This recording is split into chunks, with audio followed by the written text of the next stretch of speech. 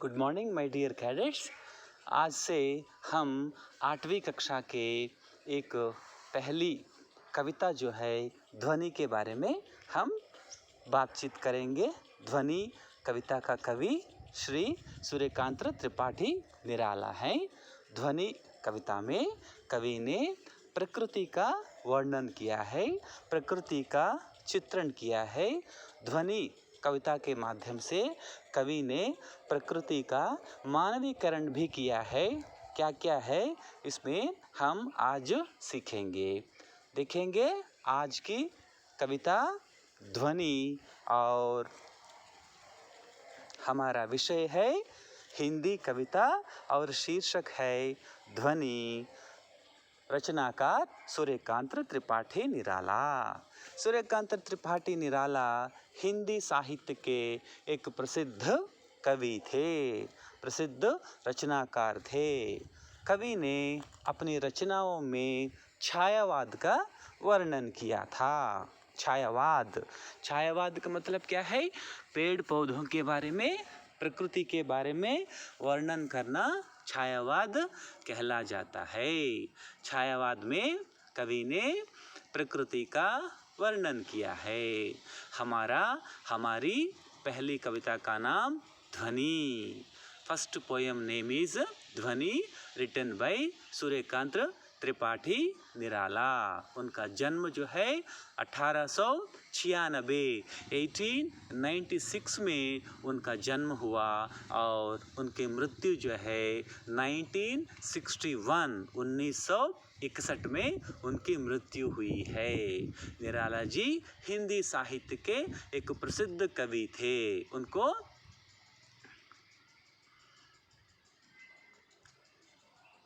राम की शक्ति पूजा के लिए, सरोज स्मृति के लिए और बहुत सारी कविताओं के लिए उनको केंद्रीय साहित्य अकादमी का पुरस्कार भी मिला था और ज्ञानपीठ पुरस्कार भी सूर्यकांत त्रिपाठी जी को मिला था। ध्वनि कविता में कवि ने प्रकृति का वर्णन किया है। पहले ध्वनि कविता को मैं पढ़ूंगा, बाद में आप देख लीजिए ध्वनि कविता क्या है। पहले मैं आदर्श वाचन करूंगा। आदर्श वाचन का मतलब अध्यापक जो कविता को बार बार पढ़ेगा उसको आदर्श वाचन कहते हैं। उसके बाद आप जो है अनुकरण वाचन करना है। आदर्श वाचन के बाद अनुकरण वाचन करना है। मैं जैसे पढ़ता हूँ, मैं जैसे कविता का वाचन करता हूँ, उसी अनुरूप में आप भी लय और ताल के साथ कविता को बार बार दोहराना अनुकरण वाचन कहलाता है। पहले मैं आदर्श वाचन करता हूँ, सुनिए। कविता इस प्रकार है। अभी न होगा मेरा अंत, अभी अभी ही तो आया है। मेरे वन में मृदुल वसंत, अभी न होगा मेरा अंत। देखिए कविता का पहली स्टैंजा, फर्स्ट स्टैंजा क्या है? अभी न होगा मेरा अंत, अभी अभी ही तो आया है। मेरे वन में मृदुल वसंत, अभी न होगा मेरा अंत। फर्स्ट स्टैंजा मैं जैसे पढ़ता हूँ आप वैसा ही अनुकरण वाचन करना है। बार बार उसी लय और ताल के साथ, रिथम के साथ अनुकरण वाचन करना है। अभी न होगा मेरा अंत, अभी अभी ही तो आया है। मेरे वन में मृदुल वसंत, अभी न होगा मेरा अंत। इसमें कवि ने प्रकृति का चित्रण किया है। कवि का अंत कभी नहीं होता है। जिस प्रकार प्रकृति का अंत नहीं होता है, उसी प्रकार कवि का अंत भी नहीं होता है। और सेकंड स्टैंजा देखिए। सेकंड स्टैंजा कैसे पढ़ना है? हरे हरे ये पात, डालियाँ कलियाँ कोमलगात, मैं ही अपना स्वप्न मृदुल कर फेरूंगा निद्रित कलियों पर, जगह एक प्रत्यूष मनोहर। सेकंड स्टैंजा में कवि जो है प्रकृति का वर्णन कर रहा है। क्या वर्णन कर रहा है? देखिए जो समझ में आता है थोड़ा उसको कोशिश कीजिए। हरे हरे ये पात, डालियाँ कलियाँ कोमलगात, मैं ही अपना स्वप्न मृदुल कर फेरूंगा निद्रित कलियों पर, जगह एक प्रत्यूष मनोहर। इसमें आपको प्रकृति वर्णन का रूप मिलता है। कवि जो है प्रकृति का वर्णन कर रहा है। तीसरा स्टैंजा देखिए कैसे पढ़ना है, मैं आपको दिखाता हूँ। थर्ड स्टैंजा, पुष्प पुष्प से तंद्रालस लालसा खींच लूंगा मैं, अपने नवजीवन का अमृत सहर्ष सिंच लूंगा मैं, द्वार दिखा दूंगा फिर उनको, द्वार दिखा दूंगा फिर उनको, है मेरे जहां अनंत अभी न होगा मेरा अंत। पुष्प पुष्प से तंद्रालस लालसा खींच दूंगा मैं, अपने नवजीवन का अमृत सहर्ष सिंच दूंगा मैं, द्वार दिखा दूंगा फिर उनको, है मेरे जहां अनंत अभी न होगा मेरा अंत, अभी न होगा मेरा अंत। ये जो तीन स्टैंजास, तीन पद है, ये कविता है। एक बार मैं कविता पढ़ता हूँ। देखिए कविता, अभी न होगा मेरा अंत, अभी अभी ही तो आया है मेरे वन में मृदुल वसंत, अभी न होगा मेरा अंत। सेकंड स्टैंजा क्या है, हरे हरे ये पात डालियाँ कलियाँ कोमलगात, मैं ही अपना स्वप्न मृदुल कर फेरूंगा निद्रित कलियों पर, जगह एक प्रत्यूष मनोहर। और लास्ट स्टैंजा देखिए, लास्ट स्टैंजा कैसे पढ़ना है, पुष्प पुष्प से तंद्रालस लालसा खींच लूंगा मैं, अपने नवजीवन का अमृत सहर्ष सिंच दूंगा मैं, द्वार दिखा दूंगा फिर उनको, है मेरे जहां अनंत अभी न होगा मेरा अंत, अभी न होगा मेरा अंत। इसमें आपको एक सवाल मैं पूछता हूँ, किसके बारे में कवि ने वर्णन किया, तो आपको देना है, इसमें कवि ने प्रकृति चित्रण के बारे में वर्णन किया है। और उसका मीनिंग्स क्या है, ये कविता जो है संस्कृत शब्दों से भरा हुआ है। कवि ने संस्कृत शब्दों का ज़्यादा प्रयोग किया है, इसलिए उसका शब्दार्थ आप देखिए। अंत, अंत का मतलब है समाप्ति। मृदुल, मृदुल का अर्थ है कोमल। वसंत, वसंत का मतलब क्या है, टेक्स्ट बुक का नाम वसंत है, पाठ्य पुस्तक का नाम वसंत है। वसंत का मतलब क्या है, वसंत ऋतु है, फूल खिलने की ऋतु, फूल खिलने की ऋतु, स्प्रिंग सीजन, स्प्रिंग सीजन को वसंत कहते हैं। मृदुल का मतलब क्या है, कोमल है। अंत का मतलब क्या है, समाप्ति है। कवि क्या कहना चाहता है, कवि प्रकृति के चित्रण के द्वारा, प्रकृति के चित्रण के द्वारा नई युवाओं की पीढ़ी को समझाना चाहते हैं। मैंने बताया है कवि ने इसमें प्रकृति का मानवीकरण किया है, personification of the nature.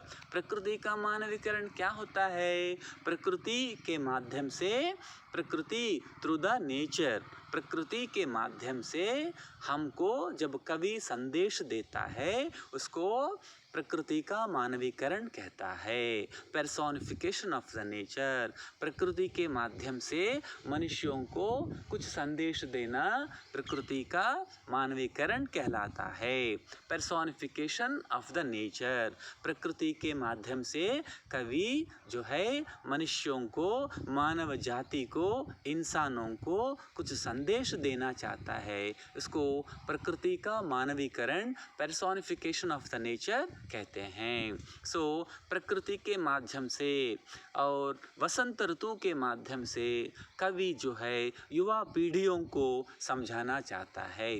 Youth, younger generation, youth generation, युवाओं को, यूथ को कुछ संदेश देना चाहता है, इसलिए उसको प्रकृति का मानवीकरण कहते हैं।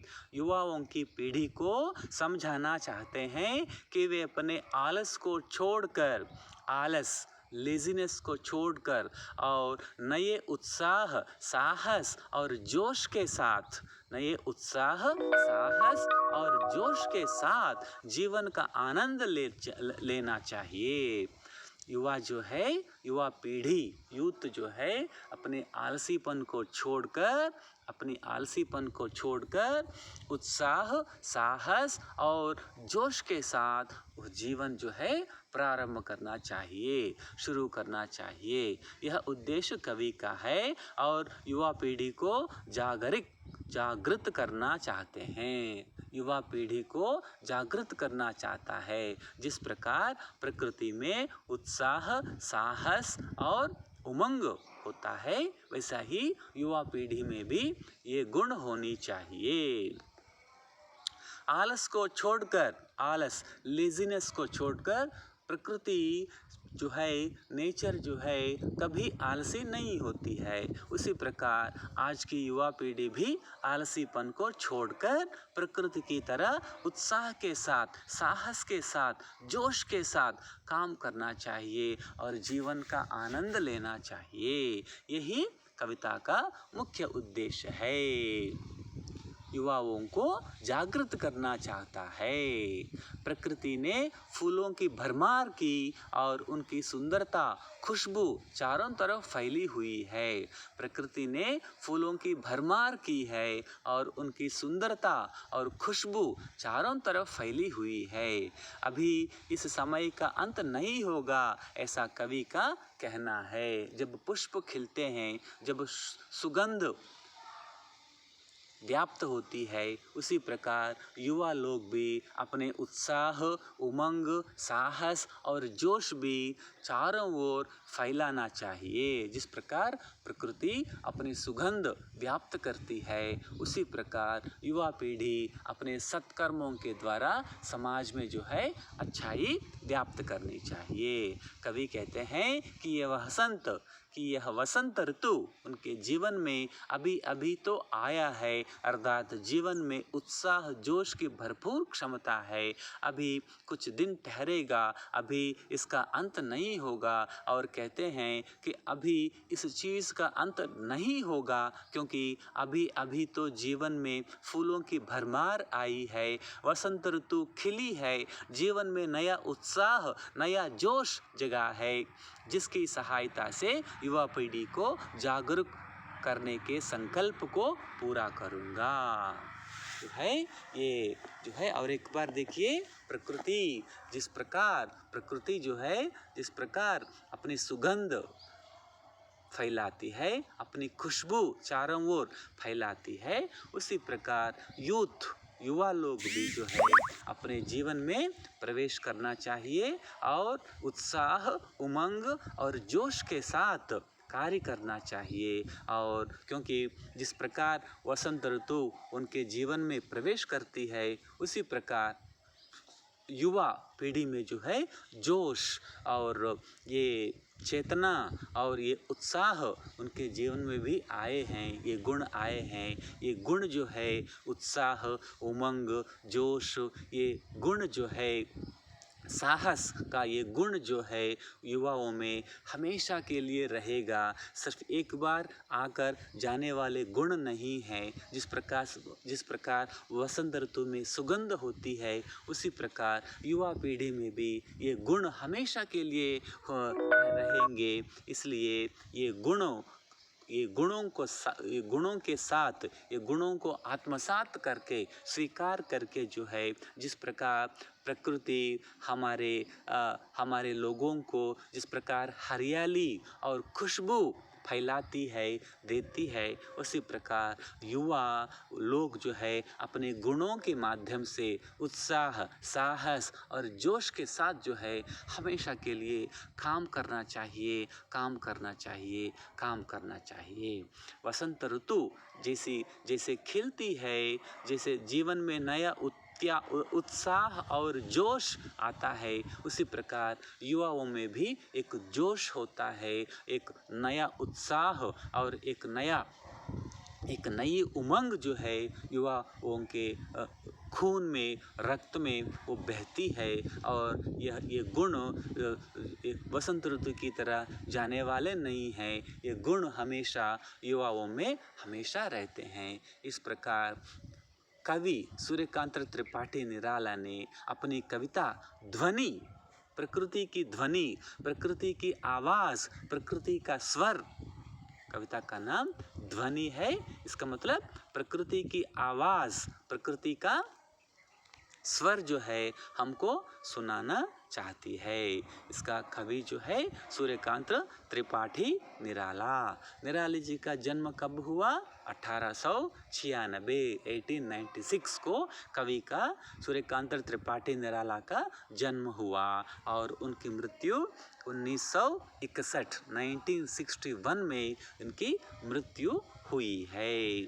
इसमें कवि ने प्रकृति के माध्यम से मानवीकरण, प्रकृति का मानवीकरण करना चाहता है। प्रकृति का मानवीकरण क्या है? प्रकृति के माध्यम से युवाओं को कुछ संदेश देना चाहता है, एक मैसेज पास करना चाहता है हमारी युवाओं को। यही इस कविता का मुख्य उद्देश्य है। जिस प्रकार बसंत ऋतु में उत्साह, उमंग और जोश आते हैं, उसी प्रकार युवाओं में भी उत्साह, उमंग और जोश ये गुण आते हैं। और जिस प्रकार वसंत ऋतु का अंत नहीं होता है, उसी प्रकार युवाओं के जो सफल कार्य जो है ये गुणों के साथ जो काम करते हैं उनका अंत भी नहीं होता है। यही इस कविता का मुख्य उद्देश्य है। अभी आपको सिर्फ फर्स्ट स्टैंजा के बारे में मैंने समझाया है। फर्स्ट स्टैंजा क्या है? अभी न होगा मेरा अंत, अभी अभी ही तो आया है, मेरे वन में मृदुल वसंत, अभी न होगा मेरा अंत। सिर्फ फर्स्ट स्टैंजा के बारे में मैंने समझाया है। सेकंड स्टैंजा के बारे में नेक्स्ट क्लास में मैं समझाऊंगा। आज हमारी पहली क्लास है। मैं आपको न्यू एकेडमिक सेशन के लिए और एक बार स्वागत करता हूं। आप सभी का सैनिक स्कूल बीजापुर की तरफ से हम स्वागत करते हैं। न्यू एकेडमिक ईयर 2021-22 के लिए हम आपको हृदयपूर्वक स्वागत करते हैं। मैं अपनी तरफ से और पूरे सैनिक परिवार की तरफ से, हमारे प्राचार्य जी की तरफ से, उप प्राचार्य जी की तरफ से, हमारे सैनिक फैमिली की तरफ से जो है आप सबको और एक बार मैं स्वागत करता हूँ। इसी स्वागत के साथ साथ हमारी पहली कविता जो है ध्वनि को मैंने शुरू किया है और आप सब लोग रोज़ वीडियोस देखते रहिए। ये मई और जून ये 2 महीने जो है अप्रैल कहते हैं हिंदी में अप्रैल को, अप्रैल और मई ये 2 महीना आप वीडियो देखते रहिए। रोज़ मैं भेज देता हूँ और स्कूल आने के बाद अगर कुछ डाउट है ग्रुप में आप मुझे पूछिए स्कूल आने के बाद और एक बार मैं आपको समझाता हूँ। ध्यानपूर्वक सुनने के लिए बहुत बहुत धन्यवाद।